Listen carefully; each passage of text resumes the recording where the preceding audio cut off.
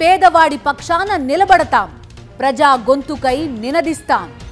Voice of voiceless, తెలుగువారి మనస్సాక్షి సాక్షి TV.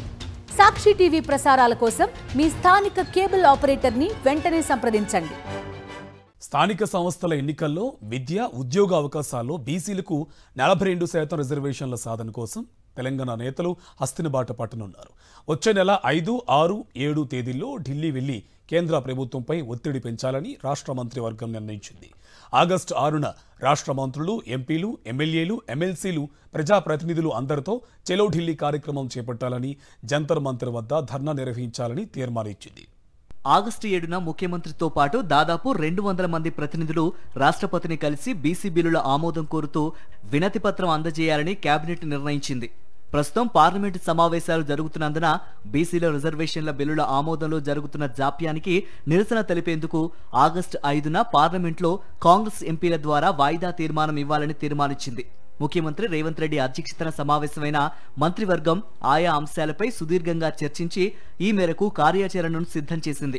బీసీలకు స్థానిక సంస్థల్లో విద్యా ఉద్యోగ అవకాశాల్లో 42% రిజర్వేషన్లు కల్పించేందుకు ప్రతిపాదించిన 2 బిల్లులను గత మార్చి 17న రాష్ట్ర శాసనసభ, మార్చి 18న శాసన మండలి ఆమోదించాయి. ఈ 2 బిల్లులను మార్చి 22న రాష్ట్ర గవర్నర్ ఆమోదం కోసం ప్రభుత్వం పంపించగా ఆయన మార్చి 30న రాష్ట్రపతి ఆమోదానికి పంపించారు. అయితే రాష్ట్రపతి వీటిపై ఎలాంటి నిర్ణయం తీసుకోకుండా పెండింగ్లో ఉంచారు. మరోవైపు 3 నెలల్లోపు స్థానిక సంస్థల ఎన్నికలు పూర్తి చేయాలని ఇటీవల ఆదేశించిన రాష్ట్ర హైకోర్టు ఈ నెలాఖరులోపు రిజర్వేషన్ల ప్రక్రియ పూర్తి చేయాలంటూ గడువు విధించింది.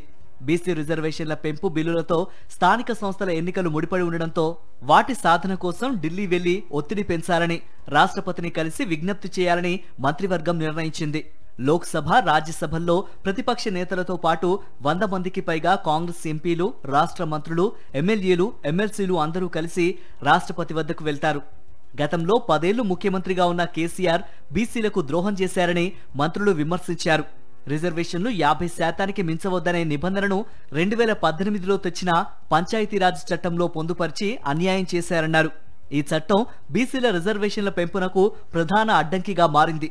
రిజర్వేషన్లపై 50% సీలింగ్ ను ఎత్తివేసేందుకు పంచాయతీరాజ్ చట్ట సవరణ కోసం ఆర్డినెన్స్ తీసుకురావాలని గతంలో మంత్రివర్గ సమావేశంలో తీర్మానించి గవర్నర్ ఆమోదం కోసం పంపించామన్నారు. అందుకే మరొకసారి ఇలా కేబినెట్ ఏకగ్రీవంగా ఇందుకు సంబంధించిన అంశాలన్నింటినీ డిస్కషన్ చేసింది విపులంగా.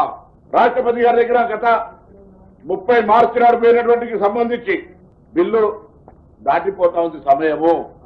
ఒకవైపు కోర్టు తీర్పు ఎన్నికలు జరపమని, మరొకవైపు స్థానిక సంస్థల నిధులు లేక ఇబ్బంది పడుతున్నటువంటి పరిస్థితుల దృష్ట్యా గౌరవ రాష్ట్రపతి గారిని మళ్లీ ప్రజాప్రతినిధులు అందరం వెళ్ళి వేడుకుంటా ఉన్నామమ్మా, ఈ బిల్లుకు తొందరగా ఆమోదం ఇవ్వండి.